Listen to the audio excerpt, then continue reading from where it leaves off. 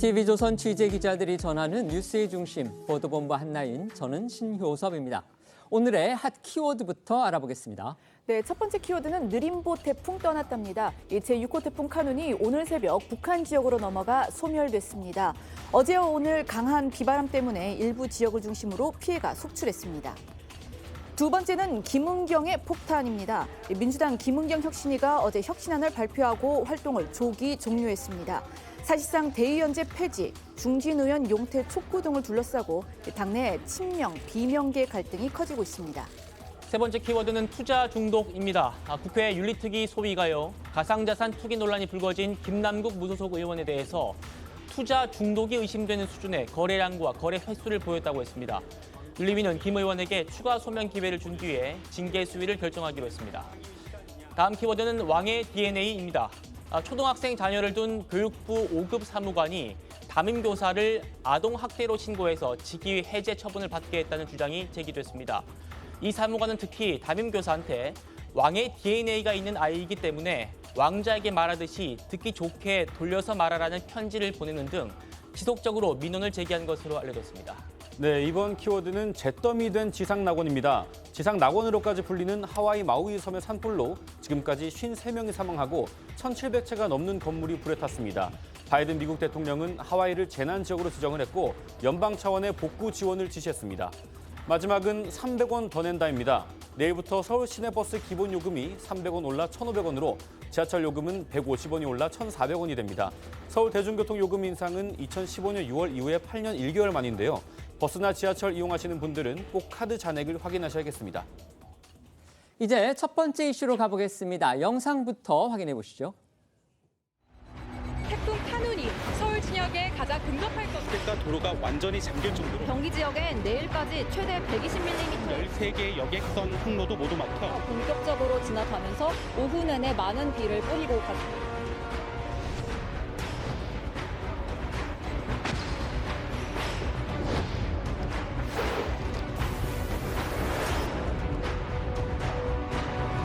지금 차가 못 지나가고 고립되어가지고 좀 호텔을 가야 되겠고 됐습니다. 어른 무릎 높이까지 찼으니까 한 50cm 이상 물이 차올랐거든요. 5분도 안 되는 상간에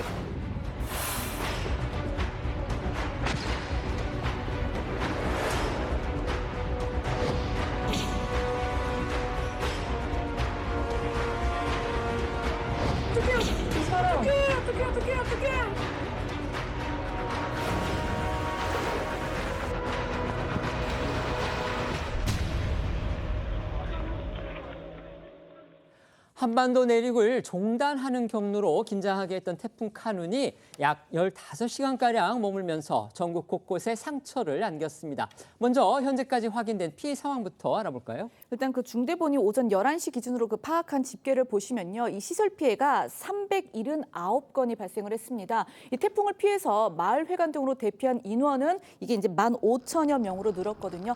다행히도 이 공식적으로 집계된 인명 피해는 없었습니다. 다만 어제 그 대구에서 급류에 휩쓸리는 사고로 한 명이 숨지고 한 명이 실종됐다는 소식이 전해지기도 했는데 중대본은 이 사고의 직접적인 사유를 파악 중인 것으로 전해졌고요. 만약 이제 피해자들이 안전수칙을 위반하지 않았음에도 이 태풍 여파로 불가피하게 사고를 당한 것이라면 이게 이제 공식 인명 피해로 집계가 될 것으로 보입니다. 그럼 이제 태풍 영향권에서는 완전히 벗어났다 이렇게 볼 수 있을까요? 지금 서울을 비롯해서 일부 지역은 아직도 지금 비가 내리고 있지 않습니까? 이 기상청에 따르면 태풍 카눈은 오늘 오전 6시에 평양을 지나면서 열대 저압부로 약화가 된 상태입니다. 이에 따라서 오전 6시 기준으로 전국의 모든 태풍특보도 해제가 됐죠. 중대본 비상 단계도 1단계로 하향 조정이 됐습니다. 하지만 지금 말씀하신 것처럼 태풍이 지나갔지만 카눈이 몰고 온 비구름 때문에 내일까지는 주로 수도권과 강원 영서 지역에 비가 집중될 걸로 보입니다. 이번 카눈은 정말 유독 끈질긴 태풍이다 이런 지금 얘기들이 나옵니다. 참 오래 머물렀잖아요. 그러니까 카눈이 내륙에 상륙한 뒤에 워낙 그 느린 속도로 이동을 하다 보니까 우리나라에 머문 시간만 15시간 정도로 파악이 됐습니다. 앞서 그리고 말씀하신 것처럼 내일까지 그 여파가 이제 이어진다는 건데 이 머문 시간도 길었지만은 카눈의 수명 자체도 워낙 길었는데요. 이게 이제 지난달 28일 괌 해상에서 태풍으로 이제 발달했던 이 카눈이 약 보름간 그 세력을 수명을 유지했는데 일반적으로 태풍의 수명이 한 닷새 정도인 거를 감안을 한다면은 지금 이 카눈의 수명이 지금 3배가 되는 거죠. 그러니까 이 이유는 평년보다 뜨거운 바닷물, 이 해수면 온도가 그 세력을 유지하는 데 도움을 준 것으로 보입니다. 이 해수면 온도가 높으면요, 태풍으로 더 많은 열과 수증기가 공급될 수 있기 때문에 그만큼 태풍의 위력이 커지게 됩니다. 어제 저희가 전해드렸듯이 이제 어제 아침에 경남 지역으로 상륙을 했고요. 그리고 이제 수도권으로 이렇게 쭉 올라왔는데, 그래서 이제 우려했던 것보다는 수도권으로 올라오는 동안 위력이 좀 다소 약해졌다, 이런 분석도 나왔습니다. 맞습니다. 당초에 태풍 카눈의 강도가 강이었는데요. 이게 경남 거제에 상륙하면서 강도가 중으로 좀 위력이 약해졌습니다. 카눈이 내륙을 통과하면서 에너지원이 되는 이 따뜻한 바닷물의 힘을 받지 못한 데다가 이동 속도가 좀 느리다 보니까 육지에서 오래 머물고 그만큼 지형 지물과 마찰이 많아진 게 좀 원인입니다. 태풍이 회전력을 유지하는 데 적합하지 못한 환경인 거죠. 이런 것들이 좀 종합적으로 작용을 하면서 수도권을 지날 때쯤엔 세력이 크게 약화됐다는 분석이 나옵니다. 그래서 이 상륙 6시간 만에 강도 등급이 없는 일반 태풍으로 전환이 되기도 했습니다. 하지만 그 위력이 약해졌다고 해도 카눈이 직접 한반도를 관통한 만큼 전국 곳곳에 남은 상흔은 적지 않았습니다. 특히 태풍의 위험 반경에 들었던 경상도 그리고 강원 지역이 피해가 컸는데요. 어제 오후부터는 강원 동쪽 해변 지역을 중심으로 극한 호우가 내리면서 어제 하루 동해안에만 400mm의 물폭탄이 쏟아졌고요. 특히 속초와 고성은 한때 시간당 최대 90mm가 넘는 폭우가 내리기도 했습니다. 영남 지역 피해가 상대적으로 이제 더 커 보입니다. 맞습니다. 지난달에 집중호우 피해가 채 가시지 않은 영남 지역을 태풍 카눈이 핥히고 지나가면서 시설 피해가 좀 잇따랐습니다. 대구 군위군에서는 하천 범람으로 제방 일부가 무너져서 인근의 마을 일대에 물난리가 나기도 했고요. 경남 창원을 좀 살펴보면 맨홀 뚜껑이 치솟아서 시내버스 바닥을 뚫는 사고도 발생을 했습니다. 지금 영상을 보고 계시는데 마치 버스 바닥에 폭탄이 터진 것처럼 찢겨나간 모습이 보이실 거예요. 하수 압력을 견디지 못한 맨홀 뚜껑이 달리는 버스 바닥으로 튀어오른 겁니다. 다행히 다친 사람은 없었지만 승객들이 놀란 가슴을 쓸어내려야 했습니다. 태풍 카눈의 위험 반경에 있었던 지역들의 시민 목소리도 좀 들어보고 얘기를 나누시죠. 지금 차가 못 지나가고 고립되어가지고 일단 호텔을 가야 되겠고 그래서 일단 어른 무릎 높이까지 찼으니까 한 50cm 이상 물이 차올랐거든요. 5분도 안 되는 상간에 물이 많이 차다 보이게 되고 차가 시동이 꺼졌어요. 내릴 때하고 몇 번 안 찼는데. 긴박했던 구조의 순간들도 있었다고 합니다. 네, 저 영상을 좀 보시면요, 빗물이 쉴 새 없이 쏟아지는데 이 가파른 물살에 60대 여성이 정말 손쓸 틈도 없이 쓸려 내려갑니다. 그런데 이때 이제 경찰관 2명이 슈퍼맨처럼 나타나서 이 여성을 붙잡기 위해 흙탕물을 헤치고 따라가는데요. 경찰관들이 이 여성을 붙잡는 데는 성공을 하긴 했지만은 저 유속이 워낙 빨랐던 탓에 약 100m 가량을 더 떠내려가는 아주 위험천만한 상황이 이어졌습니다. 다행히 물살이 약해진 곳에서 가까스로 멈춰서 구조에 성공을 했는데요. 이 구조 경찰관 이야기 좀 더 들어보시겠습니다. 횡단보도를 이제 60대 때 보이시던 여성분께서 이제 건너시려고 하더라고요. 그래가지고 건너시면 안 된다고 소리를 쳤는데 그분께서는 계속 건너시려고 이제 들어가시다가 유속이 빠르다 보니까 순간적으로 중심을 잃으시고 넘어지시면서 이제 일단은 바로 밑으로 휘둘러가니까 저희도 뭐 순간적으로 그냥 몸이 반응을 해서 달려갔는데 저도 성인 남성이고 이제 30대인데 그 물살로 들어갔는데 버티기가 힘들더라고요. 그분을 잡고 또 이제 멈추려고 하다 보니까 저도 이제 휩쓸렸던 상황이었던 것 같아요. 네, 어제 새벽 부산 해운대에서는요, 이 술에 취해 출입이 통제된 해수욕장에 뛰어든 남성도 있었습니다. 다행히 관제 CCTV가 곧바로 상황을 탐지하면서 이 의식을 잃은 남성을 기적같이 구조를 할 수 있었는데요. 관련해서 당시 현장 관계자 설명 들어보시겠습니다.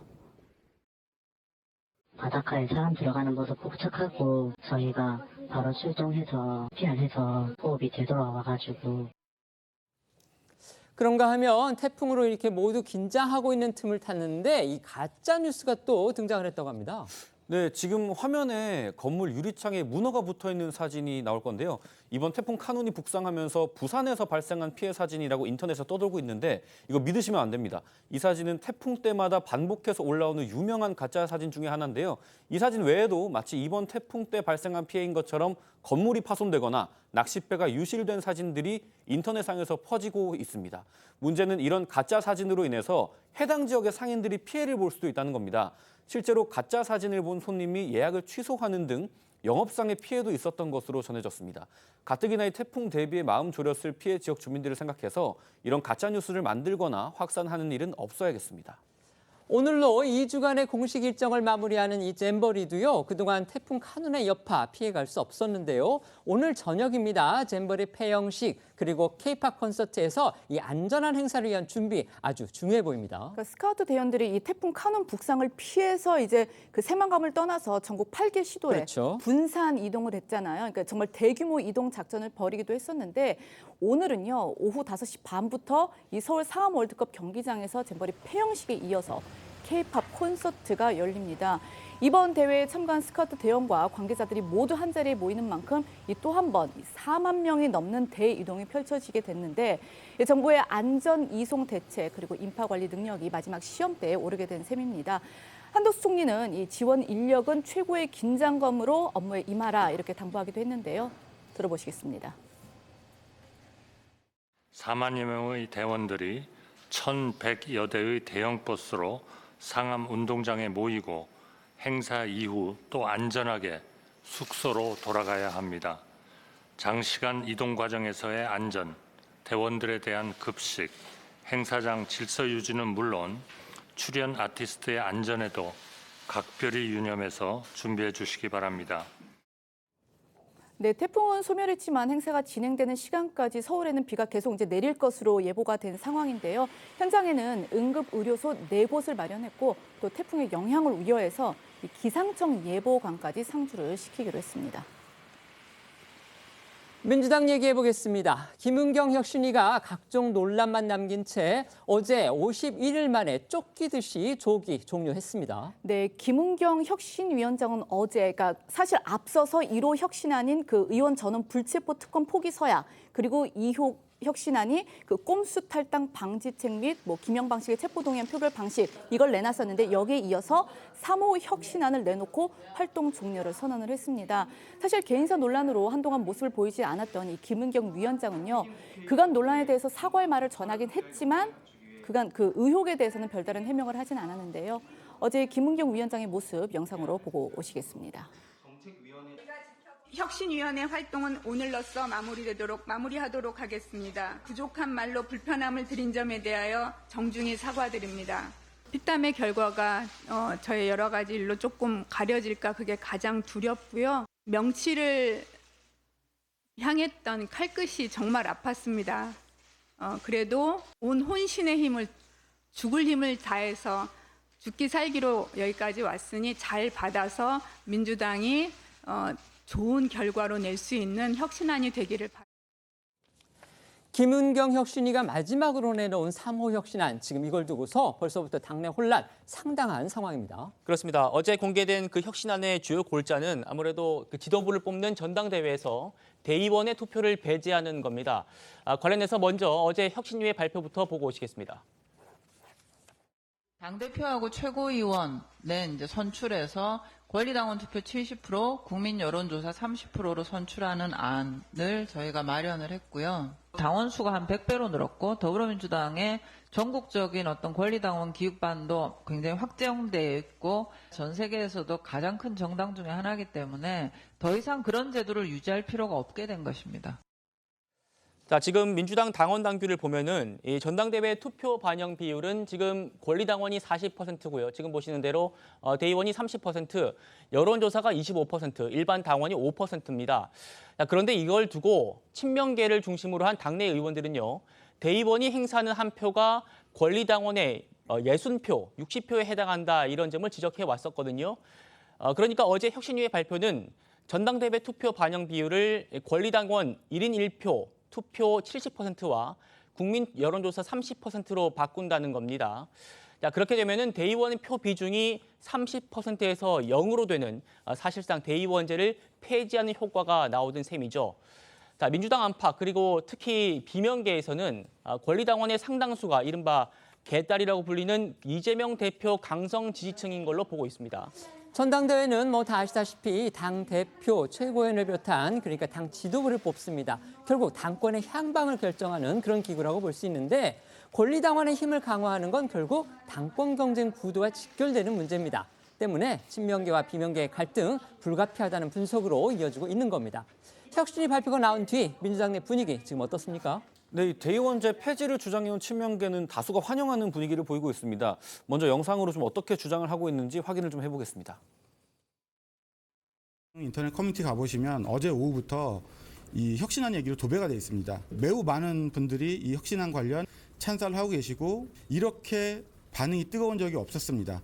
비명계가 모두 뭐 부정적으로 생각하시면 안 된다고 봅니다. 왜 당원들과 의원이 싸우고 있느냐는 거예요. 그분들의 목소리를 들어야죠. 114만 명의 권리당원들이 당비를 내고 있는 분들이 다 강성이고 다 일방통행하지 않아요. 그분들은 다 강성이라고 뭐 개딸이 이렇게 폄하하면 오히려 그거는 잘못된 프레임 안에서 이렇게 활동하시는 건 아닐까 싶습니다. 네, 보신 것처럼 친명계 의원들의 주장은 그동안 대의원이 행사하는 한 표가 권리당원의 60표에 해당하는 점이 형평성에 어긋났다라는 건데 이번 혁신위의 혁신안으로 당원 민주주의를 회복했다 이렇게 주장을 하고 있습니다. 또 비명계 쪽에서는 이 비명계 쪽에서 제기하는 권리당원의 이재명 대표의 강성 지지층이 많다 이런 우려는 당원들을 폄하하는 거다 이런 입장을 내세우고 있습니다. 하지만 비명계의 반대 목소리 아주 확고합니다. 네, 제가 오늘 이 비명계 의원들의 이야기를 좀 들어봤는데요. 이상민 이완욱 의원 목소리 직접 들어보시겠습니다. 이거는 당내 강성 지지자들 또는 뭐 그 소위 개딸들의 요구나 주장을 그대로 반영한 거기 때문에 혁신의 안은 개딸 대변안에 불과하다. 전혀 당내에서 받아들여질 가능성과 실효성은 전혀 없다. 네. 만약에 이재명 대표나 당 지도부에서 이를 혁신안이라고 하면서 밀어붙이려고 한다고 하면은 엄청난 당내 반발과 균열이 일어날 것이다.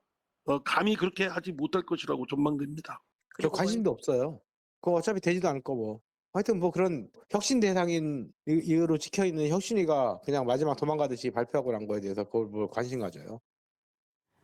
네, 들으신 것처럼 이 비명계 중진인 두 의원 모두 이번 혁신안이 이 이재명 대표의 강성 지지층을 대변한 것이고 또 당내에서 어차피 받아들여지기 힘들 것이다. 이런 좀 공통된 입장을 보였습니다. 민주당 안에서 어느 정도 이제 지분을 갖고 있는 친문계가 있습니다. 그런데 친문계 쪽에서도 이 혁신안에는 지금 반대 목소리를 내는 그런 상황입니다. 맞습니다. 자, 민주당 내에 친문 싱크탱크로 불리는 민주주의 4.0이라는 곳이 있는데 여기서 오늘 성명을 냈습니다. 대의원제를 사실상 무력화하는 것은 타당하지 않다. 대의원제 폐지가 국민 눈높이에 가장 시급한 혁신 아니냐 이러면서 김은경 위원장을 향해서 그간 부적절한 설화 논란으로 당내 혼란과 갈등을 일으켰다 이렇게 비판을 했습니다.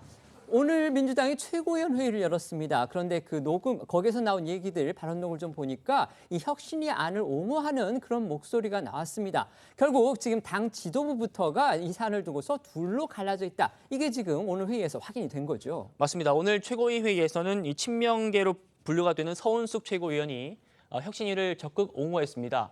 반면 비명계로 꼽히는 고민정 최고위원은 이 대표의 면전 앞에서 혁신위의 제안을 정면으로 반박했는데요. 오늘 민주당 최고위에서 나온 목소리들 같이 듣고 오시겠습니다. 민주당의 시스템과 운영은 민주당의 이념과 철학에 맞게 변화, 발전되어야 합니다. 김윤경 혁신위원장님 그동안 고생하셨습니다. 혁신위원 여러분 고생하셨습니다. 모든 사람을 만족시키는 혁신은 존재할 수 없습니다. 국민이 선출해야 할 총선에 영향을 미치는 것도 아니고 국민의 민생과 관련된 시급성을 다투는 것도 아닌 일로 오로지 민주당 대표와 지도부를 선출하기 위해 이런 무리수를 두어야 하는 이유를 찾기 어렵습니다. 혁신위원회는 총선과는 전혀 상관없는 국민 다수의 관심 바뀐 당권에 매몰된 대의원제를 놓고 그것이 혁신인 듯 외치고 있습니다. 혁신위에서도 오늘 자신들의 입장을 밝혔죠. 네, 김남희 혁신위 대변인은 오늘 라디오 방송에 출연을 해서 혁신위가 대의원제를 축소하거나 폐지한 건 아니라면서 일각에서 이 친명계에 유리한 혁신안을 낸 것 아니냐는 비판에 대해 200만 민주당원을 폄하하는 거라고 주장을 했습니다. 내용을 좀 듣고 오시죠. 대의원의 역할을 축소했다고 얘기를 하시는데 근데 사실 지금 대통령도 국민 손으로 뽑는데 당대표를 당원 손으로 못 뽑는다고 하면 지금 당원들이 좀 받아들이기 어려운 부분들이 있는 것 같고요. 지금 200만 명이 넘는 당원들 중에서 얘기하시는 뭐 일부 극성 지지층, 뭐 최근에 들어온 지지층 이런 분들이 절대 다수를 차지하고 있는 거는 아닌 것 같거든요. 그렇게 보시는 분들은 더불어민주당 당원들을 좀 폄하하시는 게 아닌가 그런 생각이 듭니다. 물론 대의원제 폐지와 더불어서요, 이 혁신위가 던진 또 다른 폭탄이 있습니다. 바로 내년 공천이 지금 코앞인데 전현직 다선 의원들의 용퇴 결단, 이걸 촉구하고 나선 겁니다. 그러니까 당초 혁신위가 왜 3선 이상 의원들에게 뭐 공천 페널티를 그렇죠. 준다는 그런 뭐 검토 중이라는 일부 언론 보도가 있긴 했는데 어제 발표된 혁신안에는 그 점은 명시되지 않았습니다. 다만 김은경 위원장은요, 그 의견 표명 형식으로 출마 준비 중인 전현직 다선 의원들을 향해서 용퇴를 촉구를 했는데 어제 발언 들어보시겠습니다. 수차례 의원직을 역임하시고 의회직과 당직을 두루 맡으시면서 정치 발전에 헌신하신 분들 중에서 이제는 후진을 위해 용퇴를 결단하실 분들은 당의 미래를 위해 과감히 나서주시기 바랍니다. 현역 의원은 아니지만 여러 차례 의원을 역임하신 분들 중 후진을 위해 길을 열어주실 만한 분들인데도 다시 출마를 준비하시는 분들도 계실 것으로 알고 있습니다. 이분들 역시 불출마 결단을 내려주시고 이 부분도 친명하고 비명의 입장이 엇갈리는 그런 지점이죠. 그렇습니다. 친명계 초선 의원인 양이원영 의원은 SNS에 혁신위가 희망을 갖고 마지막까지 뭐라도 해보려고 애쓴 흔적이 보여서 감사한 마음이 들었다, 이렇게 글을 올렸습니다. 반면에 비명계 3선인 이원욱 의원은 SNS에 이렇게 올렸습니다. 당의 가장 큰 기득권자는 바로 이재명 대표다. 이재명 대표는 시장직과 지사직, 의원직 등 무려 선출직만 4번인데 혁신 대상에서는 피해가지 않았냐? 이재명 대표를 향해서 용퇴를 결단하시겠냐? 응답을 기다리겠다. 이렇게 공개적으로 사퇴를 촉구하고 나섰습니다. 혁신위의 이른바 오비, 그러니까 이제 올드보이라고 보통 얘기를 하죠. 그 용퇴 촉구에 대해서 지금 당의 원로들도 반발하고 나섰습니다. 네, 어제 서복경 혁신위원이 질문을 받았는데 불출마 권고 대상에 박지원 전 국가정보원장이나 천정배 전 의원들이 포함되냐, 이런 질문이었습니다. 이 서복경 의원은 개인적으로는 이분들이 용퇴해 주셨으면 좋겠다, 이렇게 답을 하기도 했는데 이 내용을 잠시 보고 오시죠. 그 박지원 전 원장이나 천정배 전 의원 같이 그런 분들에 대한 용퇴를 요청을 하는 것인지 좀 답변 부탁드립니다. 솔직히 말씀드리면 저희 혁신위원들 내에 합의된 바가 없습니다. 혹시 제 개인 사견이 궁금하시다면 저는 이분들이 용퇴해 주셨으면 좋겠습니다.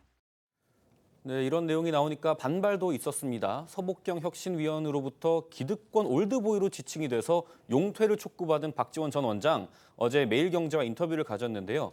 혁신위가 불체포 특권 포기를 제안하고 당내 분열을 자제하라고 말해서 좋은 결과를 냈다면서도 해체를 하면서 마지막으로 이야기한 건 안 했어야 맞다. 나만큼 투쟁하고 나만큼 헌신한 사람이 있으면 나와봐라. 혁신위가 결과적으로 분란을 일으켰다며 공개적으로 반발했습니다. 일부 언론은요, 혁신위의 이번 최종 혁신안이 졸속으로 준비됐다, 이렇게 보도를 했습니다.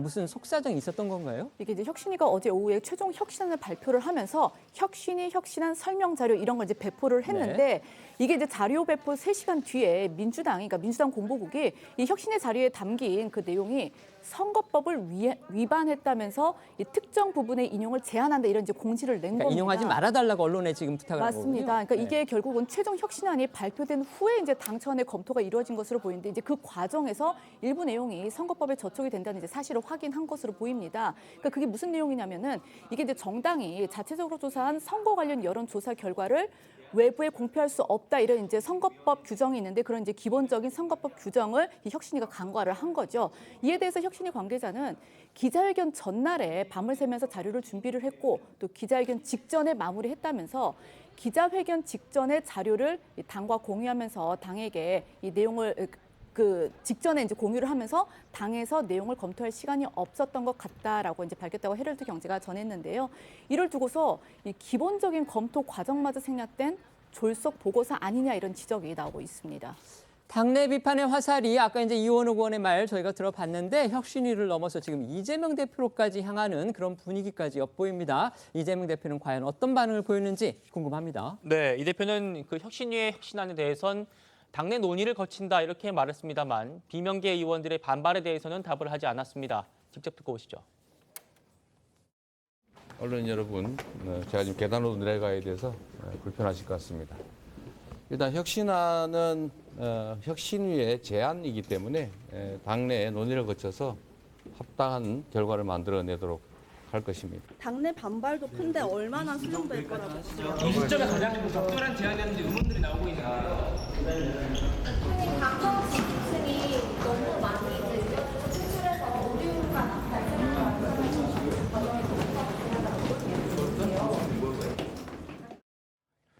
자, 이렇게 마지막까지 혼란을 야기하고 떠난 혁신위를 향해서 여당에서도 강도 높은 비판 목소리를 내고 있습니다.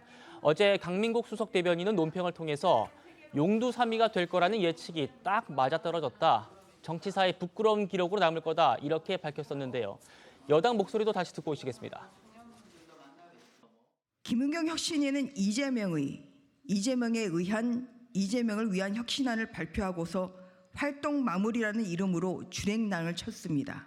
당 대표와 그 계파의 당장력을 높이려는 개딸 권력의 제도화일 뿐입니다. 이 혁신안이 실제로 실행에 옮겨진다면 민주당의 도덕성 제고는 아예 물 건너간 일이 되어버리고 말 것입니다.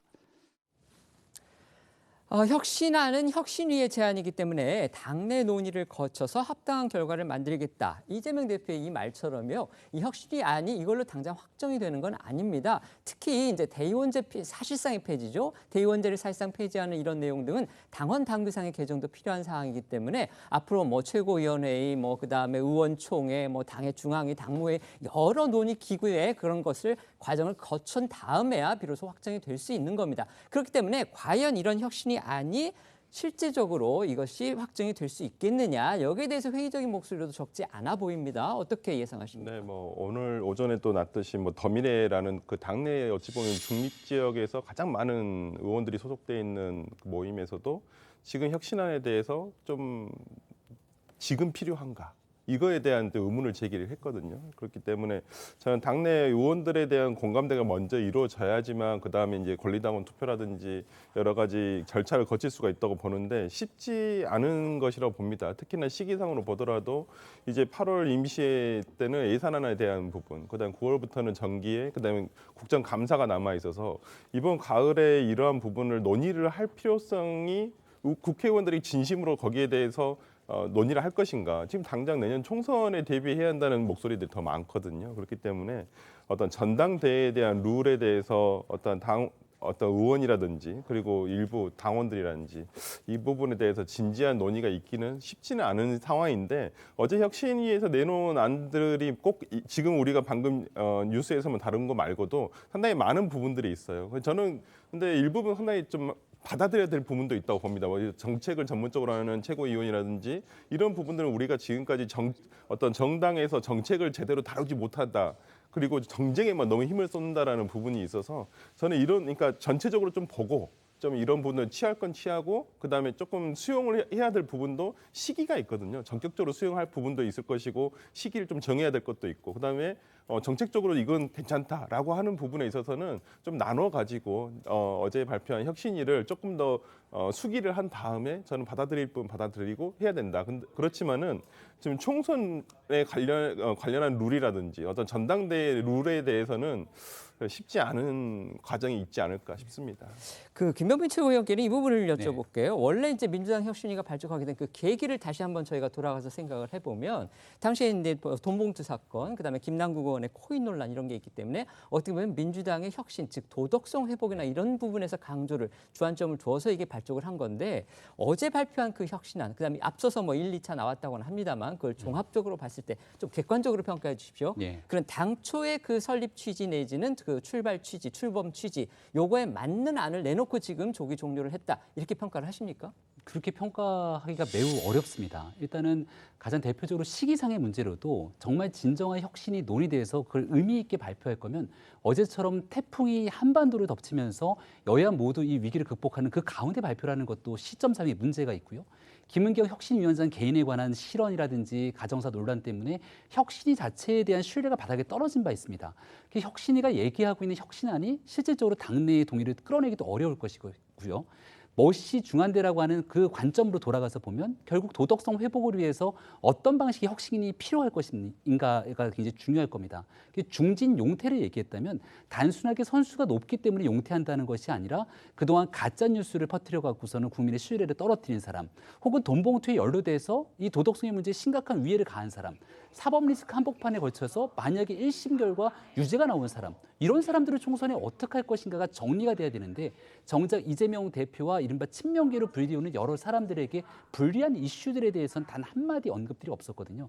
그러다 보니 민주당 내에서도 결국 계파 갈등으로 불거지게 된다는 마지막 평가가 나온 것이고, 여기에 제일 뜨거운 이슈는 전당대회 룰 개정인데 지금 시기적으로 고민정 의원 얘기처럼 이 얘기를 할 때가 아니지 않습니까? 근데 급하게 이런 문제를 끄집어낸 것은 만약 이재명 대표의 리더십이 무너지게 됐을 때를 가정한 플랜 B를 급하게 가동한 것 아니냐라고 하는 의혹에서 피해갈 길이 없다고 봅니다. 김병민 최고위원께서 얘기를 했기 때문에 제가 여쭤봅니다. 네. 정말 이 플랜 B하고 관련이 있기 때문에 어제 대의원제 얘기가 나왔다고 보십니까?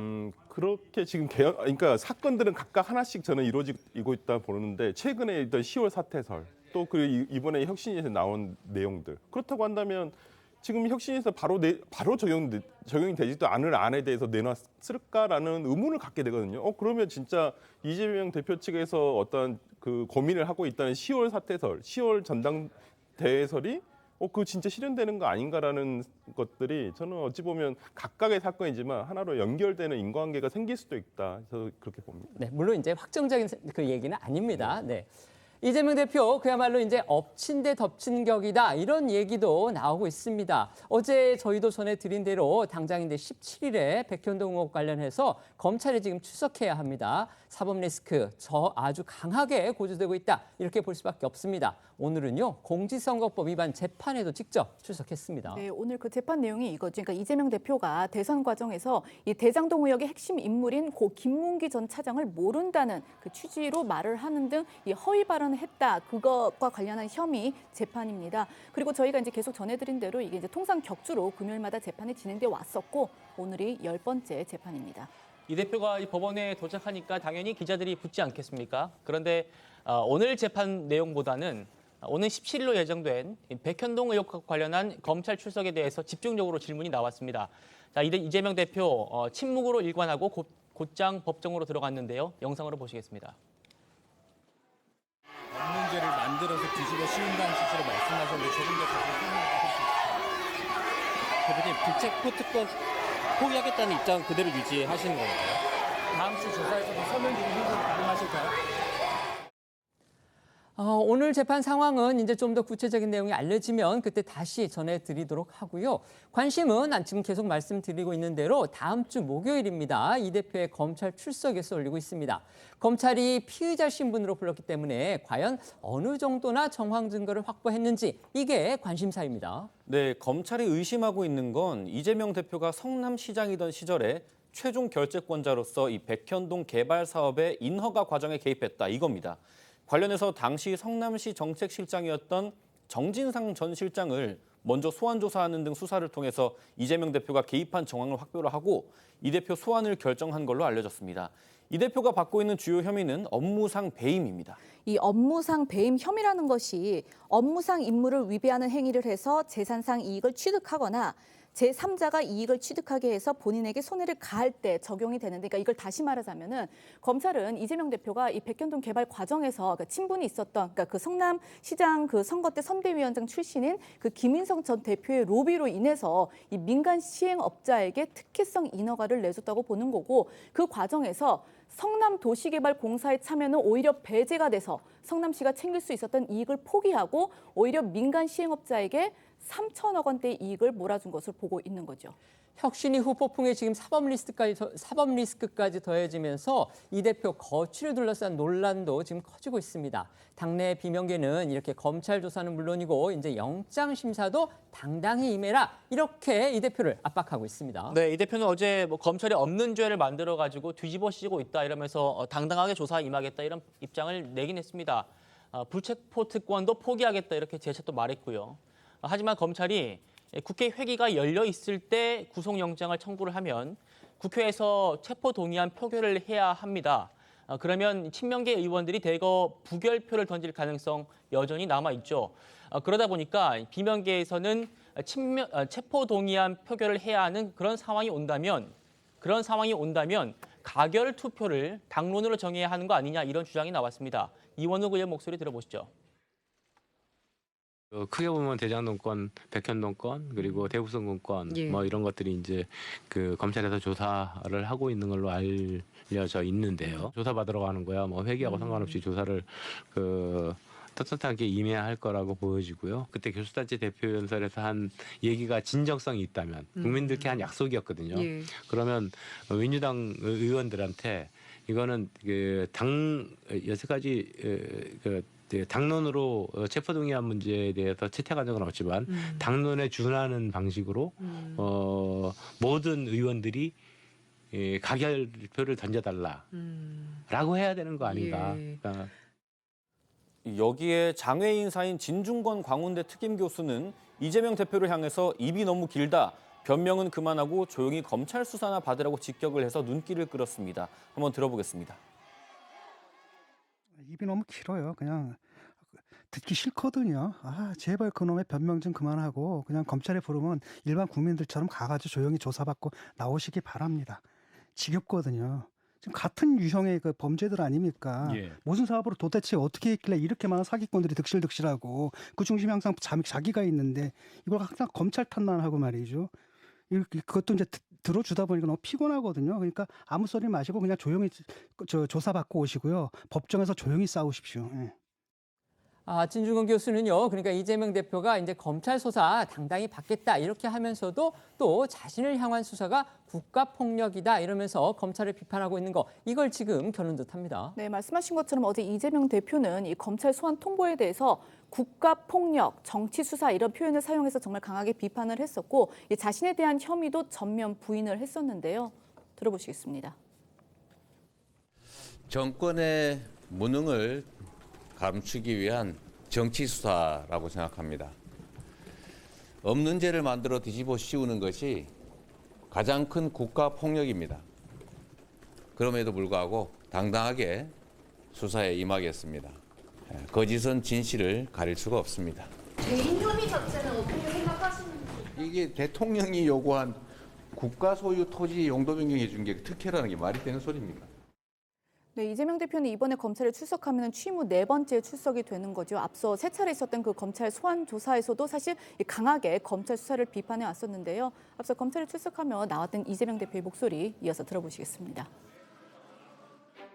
대한민국 헌정사 초유의 현장 그 자리에 서 있습니다. 검찰의 이런 이상한 논리는 정적 제거를 위한 조작 수사, 표적 수사 외에는 설명할 길이 없습니다. 주어진 소명을 피하지 않고 무도한 윤석열 검사 독재 정권의 폭압에 맞서서 당당하게 싸워 이기겠습니다. 포토라인 플래시가 장렬하는 이 공개 소환 회술래 같은 수치입니다. 검찰에 포획된 대장동 관련자들의 번복된 진술 말고는 아무런 근거를 찾을 수가 없었습니다. 친명계 의원들도 이 대표를 공개적으로 지지를 하고 있습니다. 김용민 의원은 이 대표를 겨냥한 검찰 수사의 본질은 탄압이다 이렇게 주장했습니다. 들어보시죠. 언론에서 몇몇 이제 의원분들이 이제 이런 얘기들을 하시면서 이제 문제가 있는 것처럼 불거지는 것처럼 또 말씀들을 하시는데 사안의 본질을 우리가 보지 않고 단순히 검찰의 조사를 받는다, 소환된다라는 걸 가지고 평가를 하는 것은 잘못됐다. 저는 수사를 받는 건지 탄압을 받는 건지를 우리가 명확하게 봐야 됩니다. 저는 기본적으로 탄압이라고 보고 있어요. 왜냐하면 지금 검찰이 새 정부 들어서서 이렇게 많은 인력을 그 직전 대선 후보에게 집중해서 수사를 해야 되느냐. 이게 정말 그렇게. 이 국민의힘은 연일 공세 수위를 좀 높이고 있는 상황입니다. 영화 아수라를 빗댄 비판까지 나왔습니다. 네, 영화 아수라는 가상의 도시인 안남시를 배경으로 안남시장의 비리를 다룬 내용으로 이재명 대표가 성남시장이던 시절 제기된 대장동 의혹과 맞물려서 주목을 받은 바가 있습니다. 김기현 대표는 이 대표를 향하고 있는 또 하나의 사법 리스크, 쌍방울 대북 송금 의혹을 겨냥해 영화 아수라 대자비로 보는 것 같다 이렇게 비판을 했고요. 윤지혁 원내대표는 검찰 소환 통보를 국가폭력이라고 비판한 이 대표를 향해서 민주투사 코스프레라고 직격을 했습니다. 국민의힘 목소리도 이어서 들어보겠습니다. 공직을 자신의 출세 수단으로 악용하는 스토리의 영화 아수라의 대자비를 보는 것 같습니다. 안남시장이 측근을 시켜서 증인을 회유하고 협박하는 모습이 오늘의 현실에 다시 재현되는 것 같은 느낌입니다. 이재명 민주당 대표가 백현동 개발 특혜 의혹과 관련해 검찰의 소환에 응하겠다고 밝혔지만 검찰 소환을 정치수사, 국가폭력이라고 규정한 것입니다. 민주투사 코스프레를 하기 전에 비리 방탄 행태에 대해 자성해야 할 것입니다. 대장동부터 성남FC, 쌍방울 대북송금, 백현동까지 이 대표의 사법 리스크가 그야말로 이제 동시다발적으로 이어지고 있는데요. 이것과 관련해서 또 격가지성으로 제기되는 의혹들도 있습니다. 그렇습니다. 이 대표가 오는 17일에 백현동 의혹으로 검찰 조사를 받게 되면 옆에서 조력을 받을 그 변호인이 필요하지 않습니까? 이번에 이 대표가 선임한 변호인이 누군지 저희가 알아보니까 쌍방울 그룹 사회이사 출신의 변호사더라 하는 내용이 한 언론 보도를 통해서 전해졌습니다. 쌍방울은 뭐 다 아시다시피 이재명 대표의 방북 비용 등을 대납했다 이런 의혹을 받고 있죠. 야당은 이 수사는 어디로 사라졌느냐, 이게 변호사비 대납 부분입니다. 그 부분과 관련해서는 또 어디로 사라졌느냐 이렇게까지 공세를 펴고 있는데 어쨌든 이 때문에 법조계에서는 의외라는 평가 나올 수밖에 없고요. 이해 충돌 여지도 있다 이런 또 지적도 나온다고 합니다. 관련해서 김호은 기자가 취재한 내용이 좀 더 있죠. 네, 해당 변호사는 쌍방울로부터 그 이 대표의 변호사비를 대납받았다는 의혹의 핵심 인물이죠. 이태영 변호사와 같은 로펌에서 근무를 했었고요. 또 본인도 쌍방울 계열사의 사회이사를 맡았다는 걸로 저희도 확인이 됐습니다. 자, 그런데 이 대표가 이 백현동 조사를 받은 뒤엔 또 수원지검에서 쌍방울의 불법 대북 송금과 관련해서 조사를 받게 될 것이고 검찰이 또 두 사건을 묶어서 구속영장을 청구할 가능성이 높은 상황이거든요. 그러다 보니까 적절치 않은 선임이고 이해 충돌 여지도 있다 이런 뒷말이 나오고 있습니다. 그래서 제가 검찰에 물어봤습니다. 당장 백현동 사건은 쌍방울과 직접 관련이 없기 때문에 이번 건만으로는 이해 충돌 소지는 없어 보인다.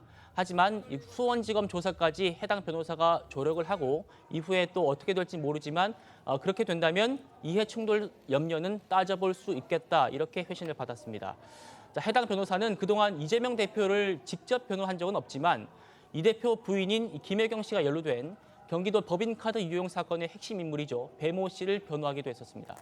이화영 전 부지사 측 변호인의 돌발 행동으로 파행이 됐었죠. 지난 8일 재판입니다. 이화영 전 부지사가 변호인 없이 혼자 가겠다 이렇게 요청을 했는데 사실상 묵살됐다 이런 얘기도 또 나왔습니다. 네, 저희도 당시 이제 전해드린 대로 지난 8일 재판에서 이화영 전 부지사의 변호를 계속 맡아왔던 로펌 해광 대신에 로펌 덕수 측 그 김형태 변호사가 출석을 했었는데 이건 이 전 부지사의 아내가 그 해광에 대해서 해임 신고서를 제출하면서 이제 벌어진 상황이었고 그런데 이제 이 자리에서 김형태 변호사가 당시 이제 그 재판에서 이 전 부지사와 사전 협의가 없이 이 검찰에서 이 전 부지사가 내놓은 그 진술을 허위 자백이라는 취지의 그런 주장을 한 뒤에 돌연 사임하고 또 법정을 나가면서 이 재판이 파양됐었습니다. 당시에 이 전 부지사는 재판 과정에서도 로펌 덕수 측의 김영태 변호사가 아니라 기존 변호인단 즉 로펌 해광 측으로부터 계속 변호를 받고 싶다는 입장을 밝혔던 것으로 알려졌는데 여기에 더해서 이 전 부지사는 재판이 있기 하루 전인 지난 7일에 접견온 변호인에게 이렇게 말했다고 합니다. 내일 재판에 혼자 갈 테니 아무도 나오지 말아달라 이렇게 요청을 했다는 정황 뒤늦게 알려졌습니다. 그렇다면 이제 김영태 변호사는 이화영 전 부지사, 그러니까 피고인의 의사와도 전혀 상관없이 거기에 나왔다 이런 얘기가 되기 때문에 이 부분 이제 확인될 필요가 있을 것 같고요. 어쨌든 이제 김영태 변호사는요, 그 이화영 전 부지사의 아내가 선임해서 만들어진 그런 변호인단에 포함됐었던 인물로 알려졌습니다. 어쨌든 김 변호사는 이제 당사자인 이화영 전 부지사가 원치 않았던 그런 변호인이라는 게 여러 정황을 통해서 드러나고 있는데 김호은 기자, 이것과 관련해서도 좀 취재를 해보셨죠? 네, 일단 이 전 부지사 측에 저도 이 전 부지사의 진짜 뜻이 뭐냐 이렇게 물어봤습니다. 그러니까 아까 장수 기자 얘기했던 대로 덕수 측에 법정에 이번엔 나가지 말라. 이건 이 전 부지사의 뜻이다. 이렇게 여러 경로로 전달을 했답니다. 그런데도 덕수의 김영태 변호사가 출석을 강행한 거다. 이렇게 얘기를 했고요. 덕수가 재판부 기피 신청서를 냈는데도 이 전 부지사가 받아들이지 않은 걸 보면은 본인 주장을 굽히지 않을 것 같다. 이 본인 주장은 본인이 검찰에서 이재명 대표에게 보고했다. 이런 주장을 굽히지 않을 것 같다. 이런 전망을 얘기를 했습니다. 이 대표의 사법 리스크 중에 또 하나가 있습니다. 바로 정자동 호텔 개발 특혜 의혹입니다. 관련해서도 지금 추가 의혹에 대한 보도가 나왔습니다. 네, 이 정자동 호텔 개발 특혜 의혹은요. 이재명 대표가 성남시장이고 또 정진산 전 실장이 성남시 정책실장이던 시절에 이 성남시 분당구 정자동에 관광 호텔을 짓는 과정에서 시행사가 이 성남시로부터 각종 특혜를 받았다는 내용입니다. 서울신문 보도에 따르면요. 검찰이 이 대표와 정진산 전 실장의 이 과거 성남시 재직 시절 공용 휴대전화 번호를 확보한 것으로 파악이 됐다고 합니다. 네, 그런데 이 둘이 사용한 휴대전화가 좀 많습니다. 당시 이재명 대표는 3개 회선에 총 휴대전화를 6대, 정 전 실장은 5개 회선에 총 7대의 휴대전화를 사용했던 걸로 전해졌습니다. 검찰이 이 대표와 정 전 실장 이들의 공용 휴대전화 번호를 확보한 건 정자동 의혹에 대해서도 윗선에 대한 전방위적인 수사에 돌입했다는 걸 의미한다. 이런 해석이 나옵니다. 관련해서 성남시 측의 관계자는 이재명 대표와 정진상 전 실장이 이 다수의 휴대전화 회선을 사용한 건 일반적이지 않다면서 의문을 드러냈다고 보도를 한 서울신문이 전하기도 했습니다. 이화영 전 부지사가 지난 8일 재판에 혼자 가겠다 이렇게 요청을 했는데 이제 묵살됐다는 정황이 나오고 있습니다. 저희 김보은 기자의 취재를 통해서도 이제 확인이 된 사실입니다.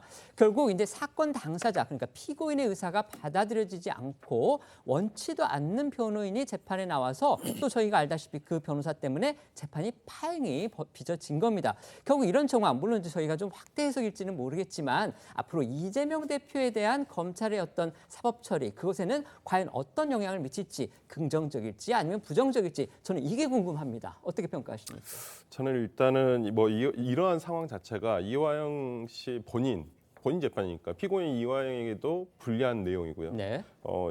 향후에 있을 이재명 대표에 대한 수사에서도 상당히 불리하게 작용될 염려가 있다. 네. 그러니까 제가 일전에도 계속 그런 얘기를 했었었는데 민주당에서 너무 섣부르게 행동해서는 안 된다고 보는 거예요. 이것은 지금 재판에서는 재판 내적으로만, 재판 본질, 재판 그 자체로서만 지금 대응이 돼야 되는데 지금 한 달간 벌어지고 있는 이례적인 이러한 재판에서의 상황은 재판 외적인 상황이거든요. 그러니까 지난번 그 부인의 그런 해프닝까지 포함해서 말씀하시는 거죠? 그렇죠. 지금 한 달 사이에 그런 2번의 재판에서 지금 그렇게 2번의 파행이 연속됐는데 일단 뭐 이화영 씨 본인 입장에서 보더라도 재판장이 이러한 상황을 일단 그냥 넘어가지는 않습니다. 이 절차가 이상하거든요. 재판을 수없이 많이 한 20년 정도 넘게 했었을 텐데 이러한 상황 뭐 한 번도 없었을 것 저는 생각을 하고요.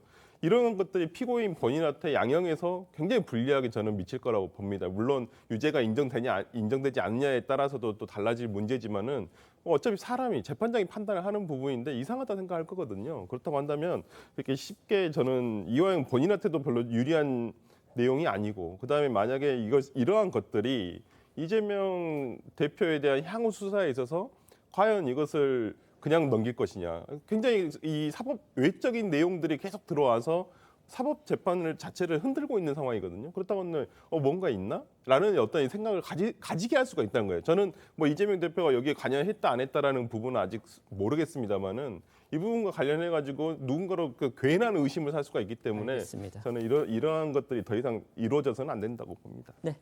네, 한동훈 장관이 사법방해라고 했던 내용들에는 다 똑같은 이유가 있다고 많은 사람들이 판단한다 이렇게 생각이 됩니다. 지금 이화영 부지사 재판에 대해서 이게 진행된 지 꽤 됐는데 갑작스럽게 여러 변수들이 튀어나왔던 이유는 단 한 가지입니다. 이화영 부지사가 검찰의 조사를 받으면서 여기에 대한 쌍방울 대북 송금 과정에 그 내용들을 이재명 대표 당시 지사에게 보고했는 것인가.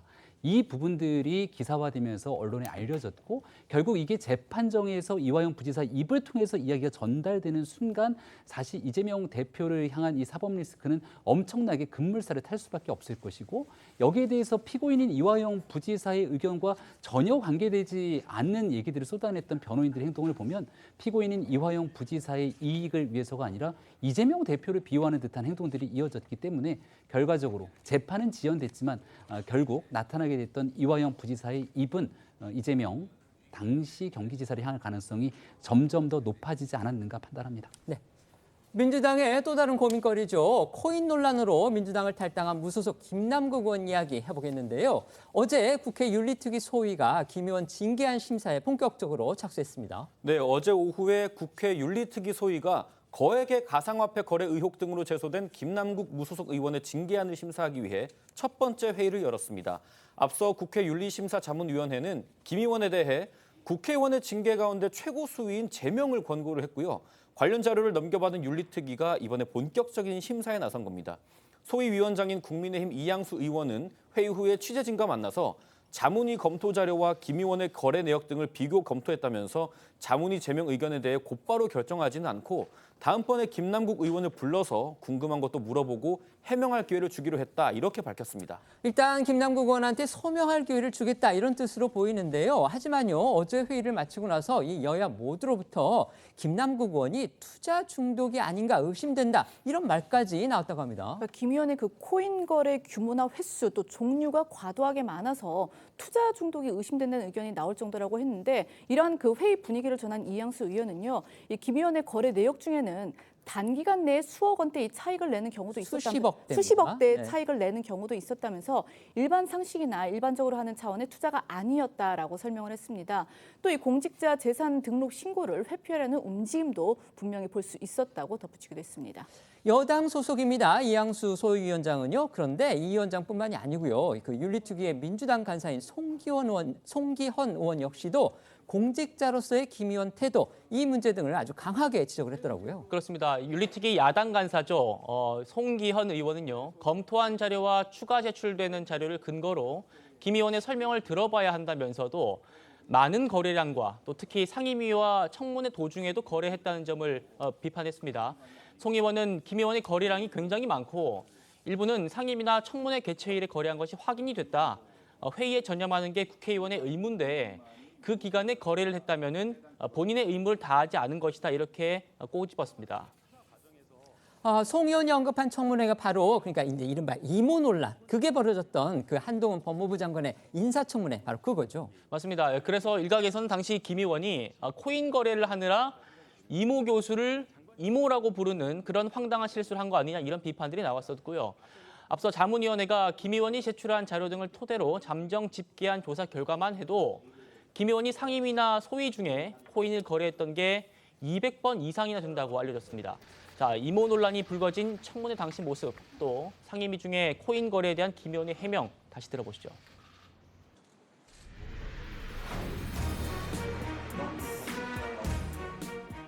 이 논문을 일저자로 썼습니다. 이모하고 같이. 누구와 같이 썼다고요? 이모하고요. 이모. 제 딸이요? 그렇습니다. 잠깐만요. 이모하고 누구의 이모 말씀이신가요? 이게 상임위 시간 내냐, 시간 외냐 이걸 떠나서 너무나 제가 잘못한 일이라고 생각합니다. 0.99개인가 0. 몇 개라고 해서 너무 소액이어서 이제 정확하게 기억을 못 하고 있고 몇천 원 정도 수준입니다. 네. 송기헌 의원이 검사 출신입니다. 송 의원이요. 이런 김남국 의원의 해명도 또 지적을 했습니다. 네, 강도 높은 비판을 했는데 상임위나 소위 도중에 거래를 했든 밖에 나와서 거래를 했든 국회의원의 의무를 다하지 않은 것이고 전혀 변명이 되지 않는다는 겁니다. 그러면서 송 의원은 실제로 한 번에 굉장히 큰 금액을 했는데 영리 행위가 아닐까 싶다면서 국가 예산으로 월급과 활동비를 받으며 일하는데 영리를 얻는 의도적인 행위를 했다는 건 국민이 용납하지 못할 것이라고도 덧붙였습니다. 어제 윤리특위 회의 이후에 여야 간사들의 목소리를 한 번씩 들어보겠습니다. 상임위 활동 중에서 거래한 것이 가장 큰 국민들의 지탄을 받는 것이 아닌가 생각을 드는데 김남국 의원의 변명처럼 상임위장에 계속 있지 않고 잠깐 소위회장에 나와서 할 때 거래하셨다고 하더라도 그것은 실제 편의상 그렇게 하는 것이지 국민들께서 용납하는 건 아니지 않겠습니까? 밖에 나와서 했다는 변명은 전혀 변명이 되지 않는다고 생각을 해요. 그 기간에 거래를 했다고 하면 나와서 거래했든 안에서 거래했든 그거는 본인의 의무를 굉장히 해태한 것이라고 보여지고 규모와 횟수, 종류에 있어서 너무나 과도하게 많아서 이것은 뭐 투자 중독이 의심된다라는 그런 의견도 나올 정도로 상당히 과도했고요. 또 그 상당히 단기간 내에 수십억 대의 차익을 내는 그런 경우도 있었기 때문에 이것은 뭐 전문적인 어떤 사람이지 그냥 일반 상식이나 일반적으로 그냥 하는 그런 차원의 투자는 아니었다 이런 말씀을 드리고. 결국 여야 모두 이 사안의 심각성에는 이제 공감대를 형성했다 이렇게 보입니다. 김남국 의원의 반응도 궁금합니다. 이게 이제 윤리특위에 좀 심상치 않은 분위기에 김 의원도 좀 자세를 낮춘 모습인데요. 김 의원은 어제 그 윤리특위 회의 이후에 자신의 SNS를 통해서 자문위원회의 이 자료 제출 요구에 불성실하게 임했다는 보도는 사실과 다르다 이렇게 밝히면서도 향후 국회 윤리특위가 이 합리적인 심의를 해주실 것으로 기대를 하면서 직접 출석을 포함해서 성실하게 임하겠다라는 글을 올렸습니다. 어쨌든 이제 김남국 의원의 운명은 168석의 그 다수석을 가진 그리고 또 김 의원의 친정이기도 한 민주당 손에 달렸다 이렇게 볼 수 있겠죠. 그렇습니다. 자, 국회법 46조를 보면요. 윤리특위가 윤리심사자문위의 의견을 존중해야 한다 이렇게 규정을 하고 있습니다.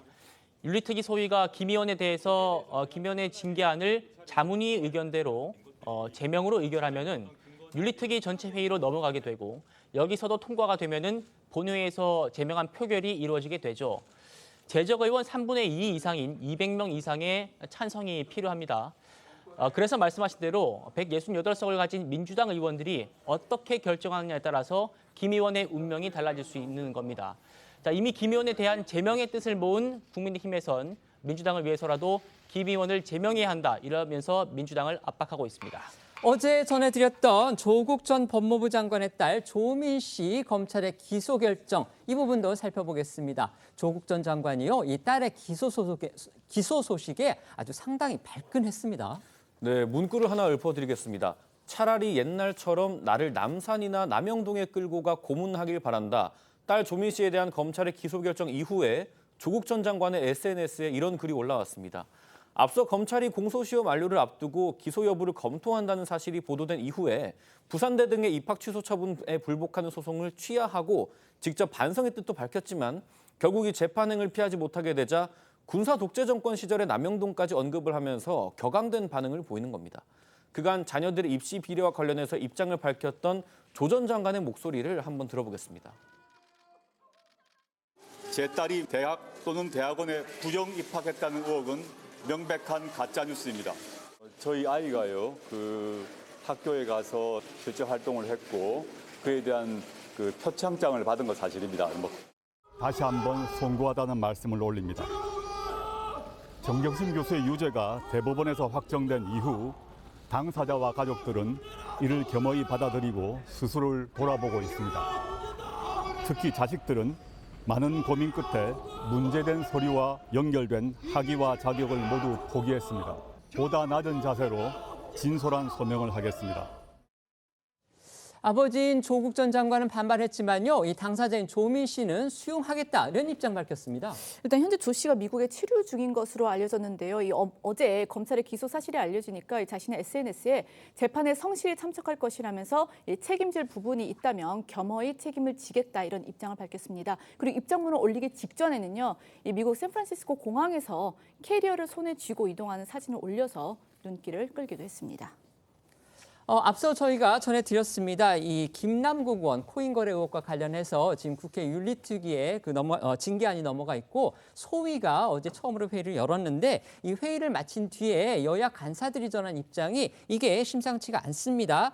이겁니다. 결국 거래 내역 중에는 단기간 내에 수십억 대의 차익을 내는 경우도 있었고요. 일반 상식이나 일반적으로 하는 차원의 투자가 아니었다. 그리고 공직자 재산 신고를 회피하려는 움직임이 있었다. 그다음에 야당 의원 간사 같은 경우는 결국 이제 영리 행위를 한 것 같다. 공직자로서 부적절한 태도다. 지금 이런 질타가 지금 나온 겁니다. 김남국 의원으로서는 상당히 긴장할 수밖에 없는 그런 상황입니다. 이 상황 어떻게 보십니까? 일단 이 지금까지 김남국 의원에 대한 어떤 자료 제출 여부, 그다음에 이걸 본 사람들의 반응은 다 똑같아요. 뭐 예를 들어 자문위원회에서도 이 김남국 의원이 제출했다는 자료를 보고 나서는 이와 같은 반응이었어요. 근데 윤리특위 소위에서도 마찬가지입니다. 지금 소위 간사들이 전부 여야 간사들이 똑같이 하는 얘기가 이건 비정상적이라는 거예요. 성실 의무 위반을 어긴 것은 뭐 분명하고 그 이상의 것이다라고 얘기를 하고 있어요. 근데 김남국 의원은 계속 본인은 자료 제출을 충실히 했다. 아니면 더 제출하겠다라고 얘기를 하고 있거든요. 저는 이 사건 처음에 터질 때부터 저는 김남국 의원이 뭐 위법하지 않다 이런 부분에 대해서는 뭐 검찰 수사로 밝혀져야 될 부분이라서 말씀을 드리진 않겠지만은 저는 본인이 이제까지 거래를 했던 내역들을 그냥 로 데이터라고 하죠. 이걸 저는 공개했으면 좋겠어요. 국민들이 보고 판단하면 되는 거 아니겠습니까? 근데 본인의 어떤 내용에 대해서 항상 변명하듯이 얘기를 하면서 계속 자료 제출을 뭐 하고 있겠다, 다 했다 이렇게 얘기를 하는데 그걸 본 사람들은 다 불충분하다고 지금 보고 있거든요. 그렇기 때문에 이 부분에 대해서 제명이라는 절차가 넘어가기 전까지 좀 김남국 의원이 조금 더 성실한 자료 제출했으면 좋겠다 생각합니다. 네, 키는 이제 민주당에 쥐고 있기 때문에 민주당의 고심 결단이 필요한 시기로 보입니다. 송기현 의원이 저렇게 같이 나와서 얘기했다는 것은 내용상으로도 민주당이 심각하게 인지하고 있다는 것인데요.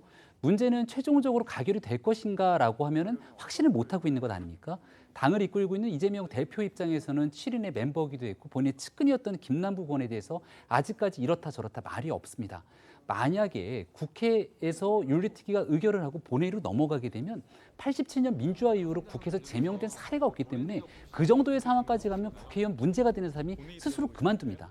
하지만 지금까지 김남국 의원의 태도는 오히려 본인은 억울하다는 입장들이 계속 피력하고 있는 상황이기 때문에 마지막 김남국 의원에 대한 거치 정리는 이재명 대표 민주당 지도부에 달려있다고 생각합니다. 네, 윤리특위가 이제 제명을 최종적으로 결정할지 이 부분은 저희가 지켜봐야 됩니다. 아직까지는 미정입니다.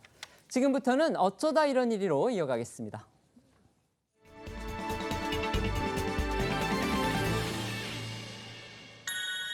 첫 번째는 왕의 DNA입니다. 이거 어떤 내용입니까? 네, 최근 이 교권 침해 논란이 정말 큰 이슈가 되고 있는데요. 이런 상황에서 한 초등학생 학부모가 내 아이는 왕의 DNA를 가졌다. 왕자에게 말하듯 좋게 말해달라라는 요구의 편지를 교사에게 보내서 갑질 논란이 일고 있습니다.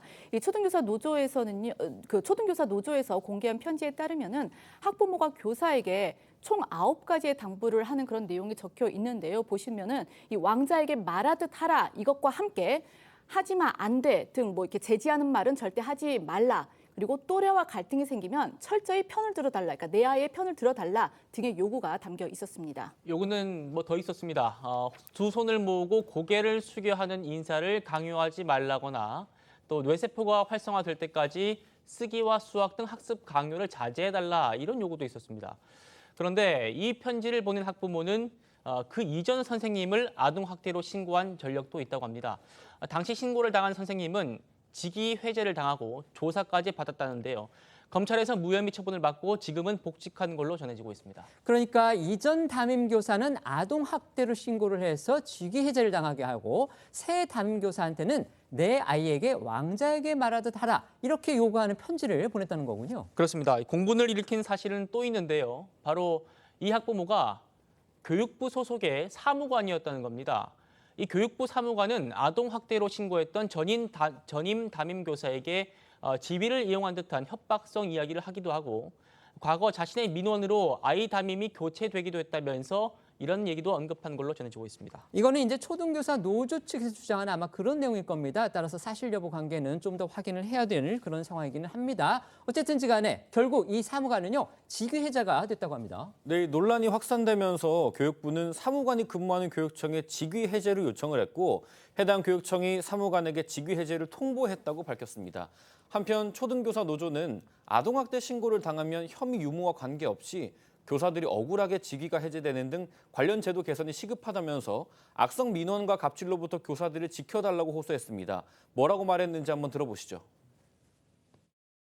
를 했다가 문제가 아니라 어이없는 거 가지고도 직위해제를 당하고 이 교사는 개인이 변호사를 선임을 하고 내 무죄를 증명하기 위해서 그때부터 직위해제된 상태에서 몇 개월을 싸워야 되는 거예요. 학교도 막아주지 않고 지금 시스템으로는 교육부도 막아주지 않고 교육청도 막아주지 않고 교사 개인이 오롯이 혼자 감당하고 있거든요, 지금은. 네.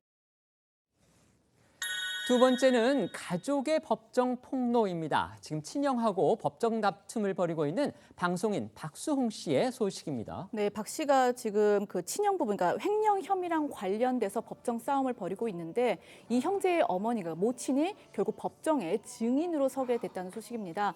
재판부는 엊그제죠. 지난 9일 이 친형 박 씨의 증인 신청을 받아들여서 이들의 모친을 증인으로 채택을 했는데요. 이에 따라서 형제의 어머니는요, 오는 10월에 열리는 재판에서 증언을 하게 될 예정입니다. 그리고 이와는 별개로 이 검찰은요, 박 씨 형제의 그 아버지를 증인으로 신청하겠다고 밝혔습니다. 결국 이제 형제가 지금 법적 다툼을 벌이고 있는 과정에서 결국 두 사람의 어머니와 아버지 두 분 다 법정에 증인으로 서게 되는 이런 일이 벌어진 겁니다. 그렇습니다. 그래서 박수홍 씨도 안타까운 심경을 토로를 했다고 하는데요.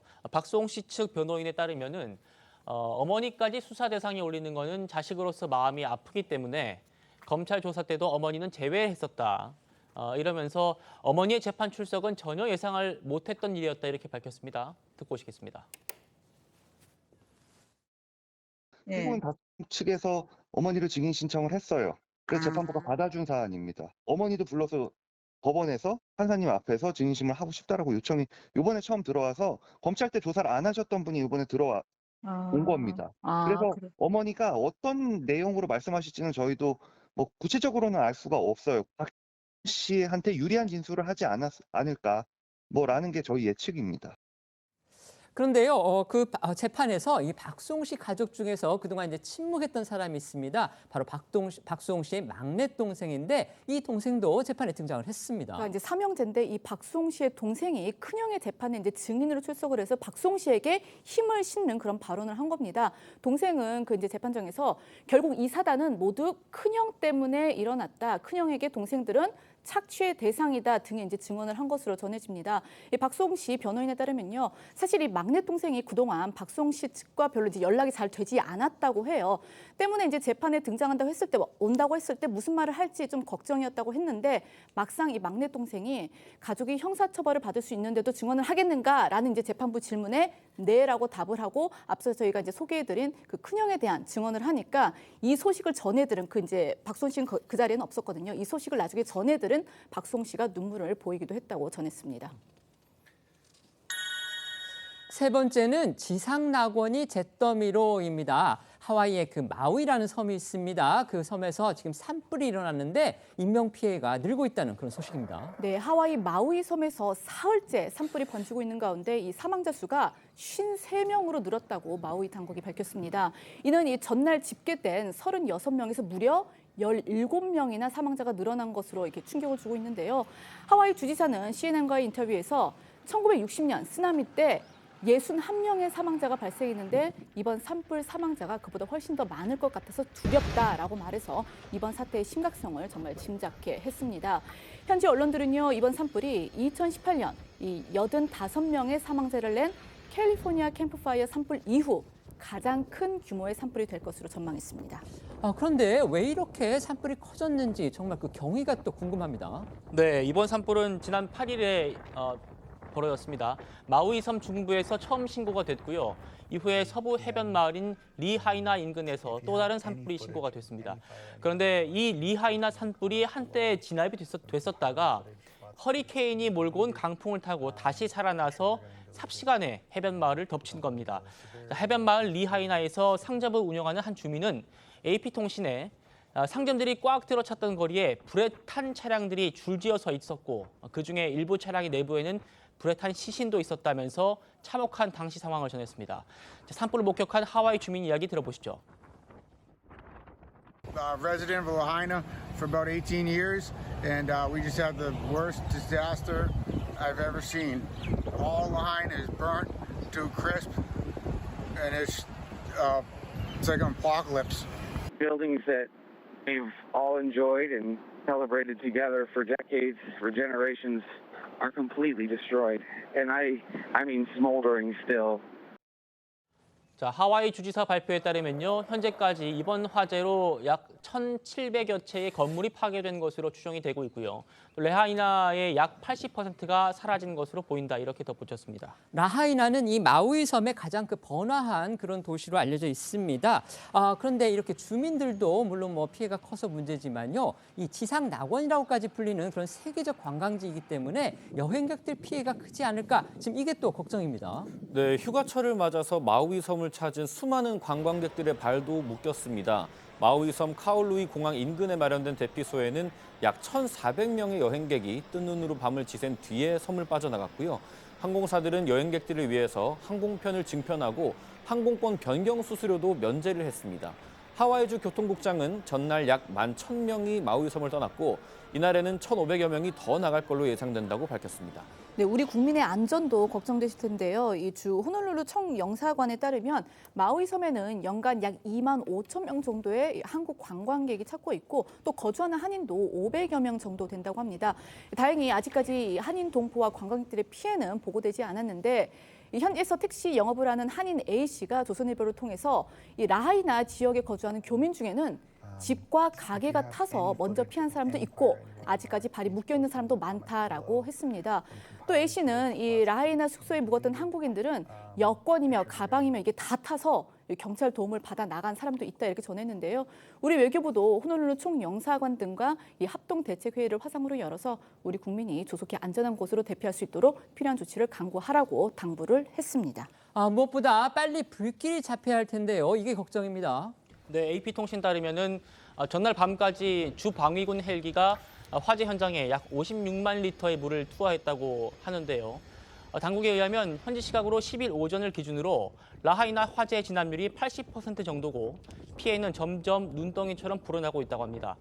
여기에 강풍을 타고 하와이 본섬에도 불이 옮겨붙고 있는 걸로 알려져서 긴장이 더욱 높아지고 있는데요. 조 바이든 미국 대통령은 하와이를 재난지역으로 승인하고 연방정부 차원의 지원을 시작했습니다. 우리 관광객들이 많이 가는 호놀룰루는 이제 오하우 섬에 있는데요. 그 오하우 섬까지는 아직은 불길이 이제 번지지 않은 것 같아서 그나마 다행인 걸로 이렇게 지금 소식이 전해지고 있습니다. 저희는 1분 뒤에 다시 돌아오겠습니다. 오늘 준비한 소식은 여기까지입니다. 저희는 다음 주 월요일 오후 1시에 더 핫한 소식으로 찾아뵙겠습니다. 시청해 주셔서 고맙습니다.